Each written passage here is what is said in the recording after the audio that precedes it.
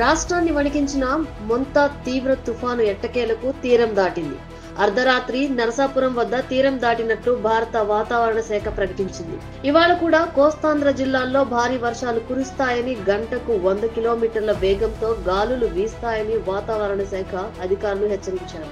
తాజా పరిస్థితుల్లో రాష్ట్రంలో విద్యా సంస్థలకు ప్రకటించిన సెలవులను ఈ నెల 31వ తేదీ వరకు పొడిగిస్తూ ప్రభుత్వం నిర్ణయం తీసుకుంది. ఈ మేరకు అన్ని జిల్లాల విద్యాశాఖ అధికారులకు ఆదేశాలు జారీ అయ్యాయి.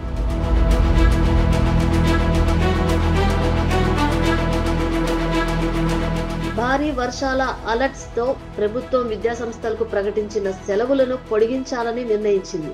తుఫాను కారణంగా తొలుత ఈ నెల 27 నుంచి 29వ తేదీ వరకు సెలవులను ప్రకటించింది. తాజాగా తుఫాను తీరం దాటిన తర్వాత పరిస్థితులకు అనుగుణంగా ఈ సెలవులను 31వ తేదీ వరకు పొడిగిస్తూ నిర్ణయించారు. విజయనగరం, విశాఖపట్నం, అనకాపల్లి, కాకినాడ, పశ్చిమ గోదావరి, ఏలూరు, కృష్ణా, ఎన్టీఆర్, గుంటూరు, బాపట్ల, పల్నాడు, వైఎస్ఆర్, కడప జిల్లాల్లో వర్షాలు కొనసాగుతున్నాయి. కాగా కోస్తాంధ్రలో ఈదురు గాలుల ప్రభావం కనిపిస్తోంది. మరో 6 నుంచి 8 గంటలు అప్రమత్తంగా ఉండాలని అధికారులు సూచనలు చేస్తున్నారు.